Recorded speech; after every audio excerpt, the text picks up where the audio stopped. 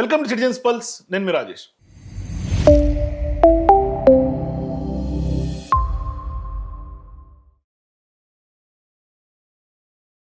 Adolf Hitler ప్రపంచంలోనే అత్యంత క్రూరమైనటువంటి నియంతల్లో Adolf Hitler ఒకరు. కానీ ఆయన చనిపోయినటువంటి పరిస్థితి పిరికివాడిలాగా చనిపోవాల్సి వస్తుందని బహుశా ఆయన కూడా ఊహించి ఉండడు. అంటే 1945లో ఆ ఏప్రిల్ 30 ఆ సమయంలో సరిగ్గా అదే రోజు అతను తనను తాను కాల్చుకొని ఆత్మహత్య చేసుకున్నటువంటి ఘటన. జర్మనీకి చెందినటువంటి ఈ క్రూరమైనటువంటి నియంత తన హయాంలో యోధులను ఘోరంగా హింసించాడు. అట్లాగే 6 మిలియన్ల యోధులను గ్యాస్ ఛాంబర్లో బంధించినటువంటి ఘటనలు ఉన్నాయి. వాస్తవానికి ఆనాడు 1945 ఏప్రిల్ 30 రోజు సోవియట్ బలగాలు చుట్టుముట్టిన తర్వాత హిట్లర్ బెర్లిన్లో 40-50 అడుగుల లోపల ఉన్నటువంటి బంకర్లో వెళ్ళిపోయి భయంతో వణికిపోయి ఆత్మహత్య చేసుకున్నాడు, తనను తాను కాల్చుకొని. ఆ క్రమంలో అతని భార్య కూడా కొంత పాయిజన్ తీసుకొని సైనైడ్ తీసుకొని చనిపోయింది. సరే, ఆ చివరి రోజుల్లో ఏం జరిగింది? అట్లాగే నియంత ప్రపంచంలో అడాల్ఫ్ హిట్లర్తో చాలా మంది పాలకులు ఏ విధంగా నియంత పోకడలు పోతారో వాళ్ళందరితో కూడా హిట్లర్తో కంపేర్ చేసుకుంటూ ఉంటారు. ప్రజలు కంపేర్ చేస్తారు, ప్రతిపక్ష పార్టీలు కంపేర్ చేస్తూ ఉంటారు. కానీ ఇవాళ హిట్లర్ గురించి నేను ఎందుకు మాట్లాడుతున్నాను మీకు అందరికి డౌట్ రావచ్చు. అసలు ఇప్పుడు హిట్లర్ సందర్భం ఎందుకు వచ్చింది, హిట్లర్ గురించి ఎందుకు చెప్తున్నారు, చరిత్ర తెలిసిన అందరికి కూడా హిట్లర్ తెలుసు అని మీకు అందరికీ కొంత డౌట్ రావచ్చు. కానీ ఇప్పుడు హిట్లర్ని ఎవరు గుర్తు చేసుకుంటారు తెలుసా? తెలంగాణ ప్రజలు గుర్తు చేసుకోవట్లా, సీఎం రేవంత్ రెడ్డి హిట్లర్ని గుర్తు చేసుకుంటున్నాడు. ఒకసారి బెంగళూరులో జరిగినటువంటి కాన్క్లేవ్లో హిట్లర్తో హైడ్రాను పోల్చి రేవంత్ రెడ్డి హిట్లర్ నాకు స్ఫూర్తిదాయకమని ఆయన మాట్లాడినటువంటి మాటలు నిజంగా మరి అది తెలిసి మాట్లాడుతున్నాడా, తెలియక మాట్లాడుతున్నాడా, లేదంటే కనుక ఎందుకు మాట్లాడాడు, మరి నిజంగా ఆయనే ఒకసారి సెల్ఫ్ ఇంట్రాస్పెక్ట్ చేసుకోవాల్సినటువంటి అవసరం ఉంది. ఎందుకంటే హిట్లర్తో సహజంగా ఎవరూ పోల్చుకోరు. మరి ఆయన హైడ్రా అనే పదమట హిట్లర్కి సంబంధించినటువంటి ఇన్స్పిరేషను, ఆయనకు ఇష్టమైనటువంటి పదం హిట్లర్కి హైడ్రా. అందుకనే ఎవరినైనా అంతం చేయగలిగినటువంటి కెపాసిటీ దానికి ఉంది. అందుకనే నేను హైడ్రా అని నామకరణం చేశాను. ఇవాళ హైదరాబాద్, తెలంగాణలో అందరూ గజగజ వణికిపోతున్నారు అని ఆయన మాట్లాడాడు. ఒకసారి రేవంత్ రెడ్డి గారు ఏం మాట్లాడారు వినండి. So I have given HYDRAA. HYDRAA, the word is Hitler's favourite word. HYDRAA. His core team called Hydra, who can assassinate anyone. So I have taken inspiration from Hitler. I have named as a Hydra. I have established a organization with a senior IPS officer. ఇక్కడ హైడ్రా గురించి ఆయన చెప్తుంటే జనమందరూ పగలబడి నవ్వుతున్నారు. అది కూడా Hitler నాకు inspiration అని చెప్పినప్పుడు నిజంగా బెంగళూరులో ఆయన కర్ణాటకలో ఈ వ్యాఖ్యల వేదిక ద్వారా ఆ కాంక్లేవ్ చేసినటువంటి వ్యాఖ్యలు చూసి పగలబడి నవ్వుకున్నారు అందరూ కూడా. సహజంగా హిట్లర్ అన్నవాడు ఎవరికి ఇన్స్పిరేషన్ అయ్యి ఉండడు. ఎందుకంటే ఒక ప్రజానాయకుడుగా ఉన్నటువంటి వ్యక్తి అంత క్రూర కర్కశంగా కఠోరంగా ఉన్నటువంటి నాయకత్వ నియంత పోకడలు ఉన్నటువంటి హిట్లర్ నాకు ఇన్స్పిరేషను. ఆయనకి ఇష్టమైనటువంటి పదం హైడ్రా, అందుకే తీసుకొచ్చి నేను పెట్టినా అంటే తెలంగాణ ప్రజలు ఇవాళ నిజంగా బాధతో కుమిలిపోవాల్సినటువంటి రోజులు. అంటే ఎవరిని ఓటేసి మేము గెలిపించినామని బాధపడాల్సినటువంటి సందర్భం. నిజంగా ఒక ప్రజానాయకుడు ఏ విధంగా ఉండాలని కోరుకొని ఓట్లేసి ఉంటారు, ఎంత ఎక్స్పెక్టేషన్స్తో ఓట్లేసి ఉంటారు. ఇవాళ నాకు ఇన్స్పిరేషన్ హిట్లర్ అంటే మరి హిట్లర్ బాటలో రేవంత్ రెడ్డి గారు నడుస్తున్నారు అంటే ఇది నిజంగా దేంతో నవ్వాలో కూడా నాకు అర్థం కావట్లేదు. నిజంగా చరిత్ర తెలిసినటువంటి వాళ్ళందరికీ తెలుసు హిట్లర్ ఏంటి, ఆయన ప్రజల్ని ఏ విధంగా పీక్కు తిన్నాడు, ఏ విధంగా వేధించాడు, ఏ విధమైనటువంటి చావు చచ్చాడు అందరికీ తెలుసు. ఇవాళ అంతమంది ముందు ప్రపంచం చూస్తోంది, జాతి చూస్తోంది, ఇండియా భారతదేశం మొత్తం చూస్తోంది ఆయన కాన్క్లేవ్. అది జాతీయ స్థాయి మీడియా కాన్క్లేవ్. అక్కడ కూర్చొని తెలంగాణ రాష్ట్ర సీఎంగా ఒక హోదాలో ఉన్నటువంటి వ్యక్తి హిట్లర్తో కంపేర్ చేసుకొని మాట్లాడుతున్నాడు, తనను తాను హిట్లర్ ఇన్స్పిరేషన్ నాకు అని చెప్పుకున్నాడు అంటే నిజంగా ఈ యొక్క స్టేట్మెంట్ని మనం ఎట్లా చూడాలనేది మీరు ఖచ్చితంగా మీ అభిప్రాయాల కింద కామెంట్స్ రూపంలో తెలియజేయండి. అంటే దీన్ని బట్టి అర్థమవుతుంది ఎంత క్రూరత్వం ఈయనలో ఉంది అని. గతంలో ఆయన మాట్లాడాడు, నాకు సాడిస్టిక్ ప్లెజర్ ఉంటుంది అది జరిగితే. నిజంగా ఈయన కూడా ఒక నియంతలాగా కనిపిస్తుండే వాళ్ళ తెలంగాణ సమాజానికి. ఎంత నియంతలాగా కనిపిస్తున్నాడు అంటే ఒక వెలుగుమట్ల ఘటన చూసుకున్నా, మూసీకి సంబంధించినటువంటి ప్రజల విషయం తీసుకున్నా, అక్కడ పరివాహక ప్రజలు తీసుకున్నా, లేదంటే హైడ్రా పేరుతో ఈయన చెప్తున్నాడు కదా, హైడ్రా తీసుకొచ్చిన తర్వాత anyone can assassinate HYDRAA అని. నిజంగా ఇవాళ ఇదే హైడ్రా, ఏ హైడ్రాకైతే మీరు గొప్పగా చెప్పుకుంటున్నారో ఏ హైడ్రా ఎంతమందిని అయితే అంతం చేస్తుంది, ఎవరినైనా అంతం చేస్తూ అంటున్నారో నిజంగా ఆ హైడ్రా చేత ఎవరు అంతం అవుతారో భవిష్యత్తులో తెలుస్తుంది. స్పష్టంగా ఇవాళ హైడ్రా కాంగ్రెస్ పాలిట శాపంగా మారబోతా ఉంది తెలంగాణలో. భవిష్యత్తులో జరగబోయే ఎన్నికల్లో ప్రజలు ఖచ్చితంగా అందరూ వాళ్ళు బుద్ధి చెప్పేందుకు రెడీగా ఉన్నారు తెలంగాణలో. ఇవాళ నిజంగా ఈ మాటలు వింటే ఎవరికైనా ఏమనిపిస్తుంది చెప్పండి? I've given 3,000 retired army people and others. Today, anyone, you ask anyone who can dare to encourage any water body in my state or in my Hyderabad. So I've given Hydra. Hydra, the word is Hitler's favorite word, Hydra. His core team called Hydra, who can assassinate anyone. కానీ వాస్తవం ఒప్పుకుంటలే Revanth Reddy. Who can assassinate anyone అంటే నిజంగానే ఎవరైనా అంతమైపోతారని. ఆఖరికి ఆయన కూడా అదే పరిస్థితి వస్తుంది నెక్స్ట్ వచ్చే ఎన్నికల్లో అని ఆయన ఒప్పుకుంటుండు వాస్తవాన్ని. కానీ ఏం అనలేం. ఇదే హైడ్రా గురించి తెలంగాణ హైకోర్టులో వరుసగా ఎన్నో ఎదురుదెబ్బలు తగిలినాయి. ఎన్నో ఘటనల్లో హైడ్రా కోర్టు వివాదాల్లో ఉన్నటువంటి భూముల్లో జోక్యం చేసుకోవటం, ఇటువంటి వ్యవహారంలో పెద్ద ఎత్తున చివాట్లు పెట్టినాయి. కూకట్పల్లి విషయంలో మొన్న 2 రోజుల క్రితం కూకట్పల్లి విషయంలో హైడ్రా వెనక్కి తగ్గింది కోర్టు వ్యవహారం అని చెప్పి. కోర్టు వివాదంలో ఉన్నటువంటి 13 ఎకరాల భూమిని ప్రభుత్వ భూమి అని చెప్పి స్వాధీనం చేసుకోవడానికి హైడ్రా పోతే చుక్కెదురైంది. హైడ్రా అక్రమంగా వాళ్ళ యొక్క భూమిని ఆక్రమించుకుంటున్నారని ఆ సంబంధించినటువంటి భూ యజమానులు వెళ్ళి పిటిషన్ వేసుకుంటే హైడ్రా ఆ యొక్క భూమిని 24 గంటల్లో యథావిధిగా పిటిషనర్ల వాళ్ళకి అప్పగించాలి అని హైకోర్టు ఆదేశాలు జారీ చేసింది. ఇట్లా ఎన్నో చివాట్లు పెట్టింది. మరి ఇటువంటి ఘటనలు హైకోర్టు ఆదేశాల మేరకు భూమిని ఆ టైంలో స్వాధీనం చేసుకున్నటువంటి పరిస్థితి. ఆ భూమి యజమానులు పోయి వాళ్ళు బోర్డు పెట్టుకున్నారు అక్కడ. మరి ఇదే అంశానికి సంబంధించి న్యాయమూర్తి ప్రశ్నిస్తే ఆ భూమి జోలికి తాము వెళ్ళలేదని హైడ్రా చెప్పింది హైకోర్టులో. మరి దీన్ని ఎట్లా చూడాలా?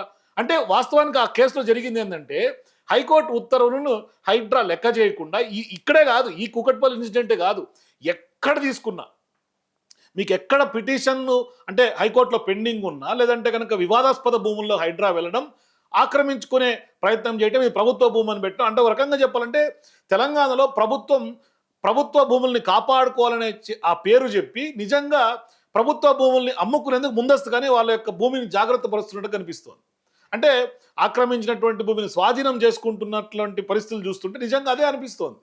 మొన్న మేడ్చల్ జిల్లా కూకట్పల్లి విషయం, ఆ 13 ఎకరాలకు సంబంధించినటువంటి భూమి, అట్లాగే కూకట్పల్లి విషయం తీసుకున్నా లేదంటే అంతకుముందు బతుకమ్మ కుంటకు సంబంధించినటువంటి విషయం తీసుకున్నా, అంటే ప్రభుత్వ భూమి అని చెప్పుకోవటం మొదలు పిఆర్ స్టంట్లు చేసుకోవటం, హైకోర్టు మొట్టికాయలు వేసిన తర్వాత భూమిని వదిలేయటం హైడ్రాకు అలవాటుగా మారిపోయింది ఈ మధ్యకాలంలో. వరుసగా జరిగినాయి. అంతకుముందు సంగారెడ్డి జిల్లాకు సంబంధించినటువంటి అమీన్పూర్ ఘటన, ఏదైతే పటేల్ గూడకు సంబంధించినటువంటి ప్రభుత్వ భూమి అని చెప్పి అక్కడ 28 ఇళ్లను కూల్చేయడానికి వ్యతిరేకంగా హైకోర్టును అక్కడ బాధితులు ఆశ్రయిస్తే దానికి సంబంధించి కూడా కోర్టు ఉత్తర్వులు ఉన్నా కూడా ఎలాంటి నోటీసులు లేకుండా ఎట్లా కూలుస్తారు మీరు అని చెప్పి హైకోర్టు నిలదీసినటువంటి పరిస్థితి. దానికి సంబంధించి సమగ్రమైనటువంటి నివేదిక కౌంటర్ దాఖలు చేయాలని కూడా స్పష్టంగా హైడ్రాకి అట్లాగే ప్రభుత్వ అధికారులకి హైకోర్టు ఆదేశాలు జారీ చేసినటువంటి పరిస్థితి. సరే, కేసు ఎట్లాగూ హైకోర్టులో నడుస్తూ ఉంటుంది. ఇట్లా ఘటనలు ఎన్నో.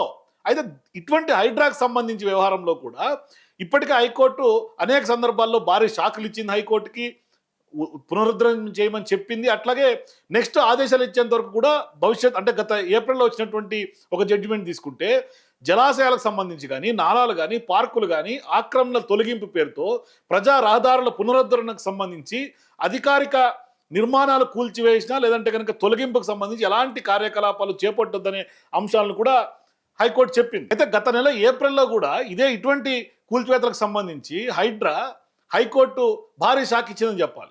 అంటే వాళ్ళు నెక్స్ట్ ఆదేశాలు ఇచ్చేంత వరకు కూడా ఎటువంటి కూల్చివేతలు కూడా దానికి సంబంధించి జలాశయాలు కానీ, నాలాలు కానీ, పార్కులు కానీ ఆక్రమణలకు సంబంధించినటువంటి తొలగింపు, అట్లాగే ఈ యొక్క హైవేలకు సంబంధించి అంటే ప్రజా రహదారులకు సంబంధించినటువంటి పునరుద్ధరణ, ఇటువంటి అనధికారిక నిర్మాణాలను ఖచ్చితంగా కూల్చివేతకు కానీ లేకుంటే డెమోలేషన్కి కానీ ఎలాంటి కార్యకలాపాలు కూడా చేపట్టొద్దనే ఆదేశాలు కూడా హైకోర్టు ఇచ్చింది.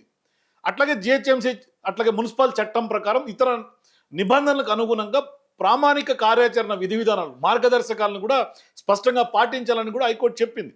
అంటే సహజ సూత్రాలకు భిన్నంగా ఇవాళ హైడ్రా ఏ విధంగా కూల్చివేస్తుందని హైడ్రా అనేక సందర్భాల్లో హైకోర్టు ముట్టికాయలేసింది.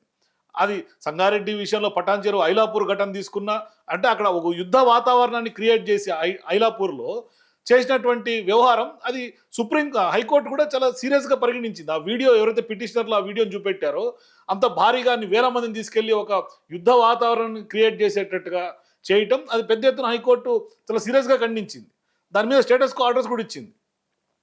ఇట్లా ఎన్నో ఘటనలు హైడ్రాకు సంబంధించి అంటే నోటీసులు జారీ చేయకుండా శనివారం ఆదివారాలు కూల్చటం ఇది నిజంగా నియంత పోకడే. రేవంత్ రెడ్డి గారు స్పష్టంగా ఆయన ఒప్పుకున్నాడు, వాస్తవాలు అంగీకరించింది. ఇవాళ నాకు తెలిసి నేను హిట్లర్తో ఇన్స్పిరేషన్గా తీసుకొని హైడ్రా పెట్టినా అన్నప్పుడే అర్థమవుతుంది. సో ఇప్పుడు ఎవరైతే హైడ్రాకు సంబంధించినటువంటి కమిషనర్ రంగనాథ్ గారు ఉన్నారో ఆయనకు సంబంధించి ఇవాళ ఈయన కితాబ్ ఇస్తున్నాడు కదా, అదే రంగనాథ్ గారికి సంబంధించి రీసెంట్గా గవర్నమెంట్ ఆఫ్ ఇండియాకి సంబంధించి కూడా కంప్లైంట్లు వెళ్తూ ఉన్నాయి, డిఓపిటి కంప్లైంట్లు వెళ్తూ ఉన్నాయి. ఇప్పుడు ఎవరైతే ఆదిల సుధాకర్ రెడ్డి అని ఉన్నారో ఆయన ఇవాళ కంప్లైంట్ చేశారు. దానికి సంబంధించి government of India ministry of home affairs నుంచి కూడా చీఫ్ సెక్రటరీకి ఒక లెటర్ వచ్చింది.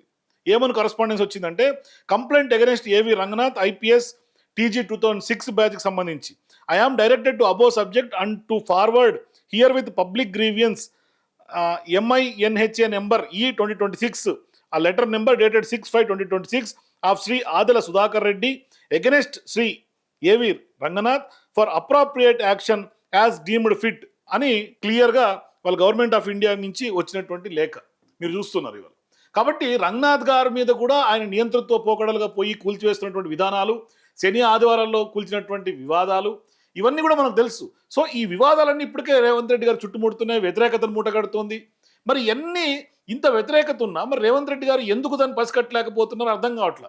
ఇవాళ గత 10 ఏళ్ల పాలన చూసిన తర్వాత, ఈ 2.5 ఏళ్ల రేవంత్ రెడ్డి గారి పాలన చూసిన తర్వాత, ఈ కూల్చివేతల ఘటనలు చూసిన తర్వాత నిజంగా నియంతగానే ఇవాళ రేవంత్ రెడ్డి గారు పాలన సాగిస్తున్నారా అని అనిపించక మానదు. ఎందుకంటే మానవత్వం ఉన్నోళ్ళు ఎవరు కూడా అంత కర్కశంగా ఇల్లులు కూల్చేయరు. వెలుగుమట్ట చూసినాం మనం, ఒక గాజాన్ని తలపించేలాగా పెద్ద ఎత్తున కొన్ని వందల ఇళ్లను బుల్డోజ్ చేశారంటే నిజంగా ఆ పేదలందరూ కూడా ఇప్పటికి కూడా ఇంకా రోడ్ల మీద ఉన్నారు. పొంగులేటి శ్రీనివాసరెడ్డి గారు ఏం చెప్తారు, మేము ఆల్రెడీ పేదలందరికీ న్యాయం చేసాం, ఇల్లు కట్టించామంటారు. అసలు మీరు కూల్చుడెందుకు, కట్టించుడెందుకు? పేదలకు పట్టాలు ఇవ్వాల్సినటువంటి అవసరం ఏమొచ్చింది? వాళ్ళు ఆల్రెడీ ప్రభుత్వ భూమిలో వేసుకున్నారు, భూదాన్ ల్యాండ్స్లో. సరే వేసుకున్నారు, మీరు అక్రమార్కులకు చెక్ పెట్టాలి, లేదంటే కనుక దానికి సంబంధించినటువంటి మాఫియా ఎవరైతే మీరు ఆరోపిస్తారో ఆ మాఫియాకి చెక్ పెట్టాలంటే వాళ్ళని శిక్షించాలి కదా, అమ్ముకున్నటువంటి వాళ్ళని. ఇప్పుడు నష్టపోయింది ఎవరయ్యా అంటే అక్కడ నివాసం ఉంటున్నటువంటి పేదలు. ఎందుకు? వాళ్ళు నిజంగా డబ్బులు వసూలు చేసినటువంటి వాళ్ళు బాగుపడ్డారు. అప్పుడు అప్పసొప్ప చేసి ఎన్నో లక్షలు వాళ్ళకి తగలబెట్టారు. తర్వాత ఇల్లు కూల్చిన తర్వాత ఎవరు నష్టపోయాడంటే కూడా మళ్ళీ పేదోళ్ళే. ఈ ప్రభుత్వం ఏం చేసింది, ఇల్లులు కూల్చేసింది, మళ్ళీ పట్టాలు ఇచ్చింది. అవసరమే ఉంది అంటే ఇక్కడ ల్యాండ్ గ్రాబర్స్ లాగా ఇవాళ ప్రభుత్వంలో ఉన్నటువంటి అధికారులు, ప్రభుత్వంలో ఉన్నటువంటి పెద్దలే గ్రాబ్ చేస్తూ ఉంటే ఇంకేంది పరిస్థితి? ఎవరికి చెప్పుకుంటుంది ప్రజలు, ఎవరికి చెప్పుకుంటారు పోయి? ఈయనేమో హిట్లరే నాకు ఇన్స్పిరేషన్, హిట్లర్ ఇష్టమైనటువంటి పదం హైడ్రా అంటాడు. నిజంగా ఇవాళ ఆయన రేవంత్ రెడ్డి గారు ఎందుకు ఈ విధంగా మాట్లాడుతున్నారో, ఆయన అధికారం వచ్చిన తర్వాత ఏం జరుగుతుందో అర్థం కానటువంటి పరిస్థితి. చూడండి, ఇవాళ అధికారం రాకముందు ఈయన ఎన్ని నీతి వాక్యాలు వల్లించిండు. క్రిమినల్ వేస్టేజ్ అన్నాడు, కూల్చొద్దు అన్నాడు, ఎట్లా కూలుస్తారన్నాడు. ఇవాళ అధికారంలోకి వచ్చిన తర్వాత హైడ్రా అన్నది నాకు హిట్లర్తో కంపారిజన్ చేసుకొని నాకు ఇష్టమైనటువంటి పదం అని చెప్తా ఉన్నాడు. అంటే ప్రజలు నిజంగా పిచ్చోళ్ళు అనుకుంటున్నారా, లేకుంటే అమాయకులు అనుకుంటున్నారా? ఎవరు అమాయకులు? మీరు ఏం చేస్తున్నారు? ప్రభుత్వంలోకి వచ్చిన తర్వాత మీ విధి విధానాలు ఏంటి? మీరు ప్రభుత్వంలోకి వచ్చేటప్పుడు ఏం చెప్పొచ్చారు, మీరు ఏం చేస్తున్నారు? ఇవాళ నిజంగా హైదరాబాద్ రియల్ ఎస్టేట్ ఒక అద్భుతమైనటువంటి ఆదాయ వనరుగా ఇవాళ ఉంటే ఇవాళ ప్లాట్లు ఖాళీగా పడి మూలుగుతున్నటువంటి పరిస్థితి.